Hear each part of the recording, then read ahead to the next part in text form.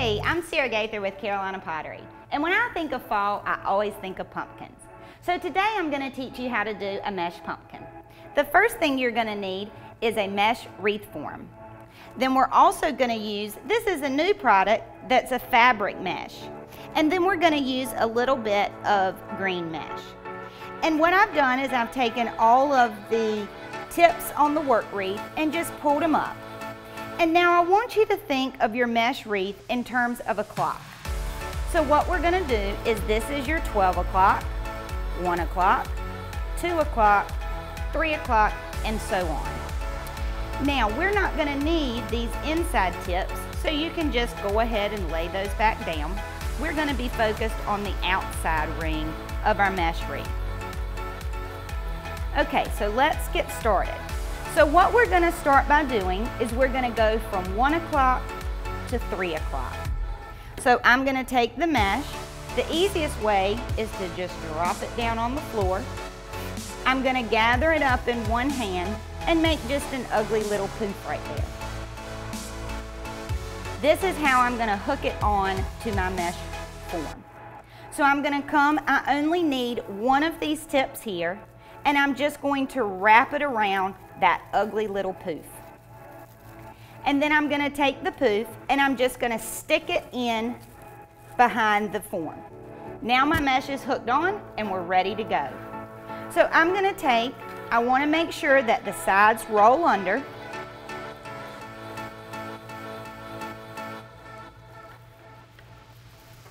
So I want to make sure that the sides roll under, and then I'm going to go from my 1 o'clock and I'm going to come down to my 3 o'clock. I'm going to help this kind of roll out like the side of a pumpkin. And I'm going to use just one tip again, and I'm going to wrap the mesh around the tip around the mesh. I'm going to keep wrapping until I don't see very much of that tip. Now I'm going to take and I'm going to roll the mesh around again, and I'm going to hold on to it tight here, and then I'm going to actually turn my form all the way around.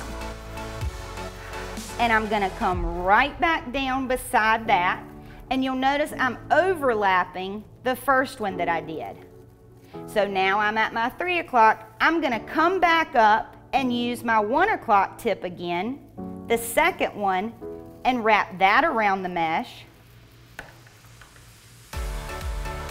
And then I'm going to roll it under, and I'm going to turn my wreath form around again, overlapping the second one I did.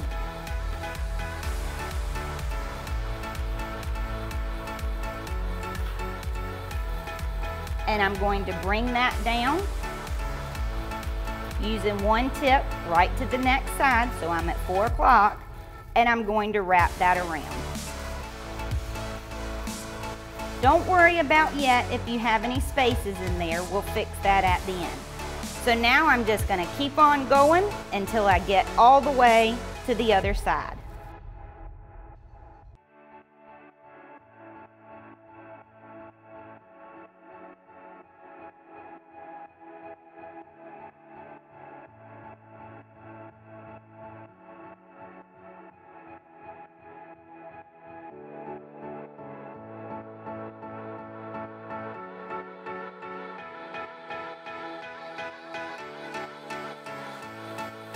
So now that we've gotten all the way to the other side, it's time to cut off the mesh. So I'm just going to leave just a little bit, cut it right off of the bolt, turn my pumpkin over, and I'm just going to take one of the tips that I haven't used, whichever one is the closest to you, and I'm just going to wrap it around, and now I've sealed it off so it won't come off of my form. So now I'm ready to start shaping it, filling in the holes, adding the top, all sorts of things. So we're going to put it up and see how we did. Well, doesn't quite look like a pumpkin, so let's shape it to make it work. The first thing I'm going to do is tuck the rest of these that I can still see. Don't need those anymore. And then where I've attached, I'm going to come in, push those down, and then fluff the mesh out. This will help to hide the tips that you can still see. And you're just going to keep shaping it and tucking in those tips. Then you're going to determine which side you want to use as your top and which one is the bottom of your pumpkin. I'm going to make this be the top because I like how this looks better at the bottom, and I can hide some of this up here. So what I'm going to do is I'm going to take my scraps of mesh and I'm just going to cut it into strips. So I'm going to cut this right in half. And then using floral wire again, I'm just going to wrap that around here. And I'm going to wire it to the top around through the form.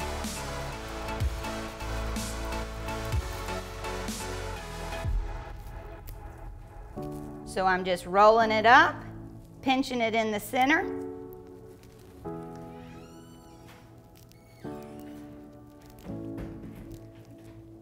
Wrapping wire around it and adding it to the form.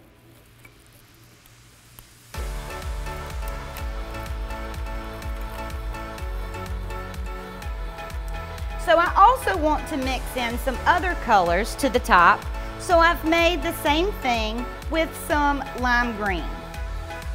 So I'm just going to start coming in and adding in my lime green sprigs at the top.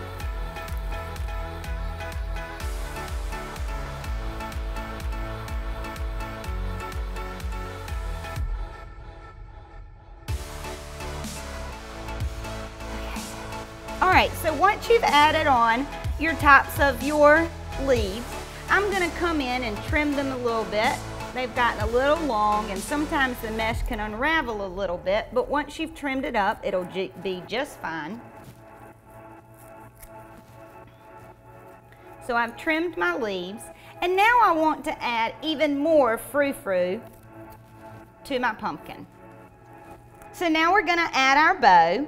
And the way I'm tying this one is our Betty Jean bow. So make sure you check out our tutorial on how to do that. We also have lots of other ways to tie bows. So now that we have our bow, we're going to go ahead and add it to the top of our pumpkin. And again, we're just adding the wire all the way around the work form in the back.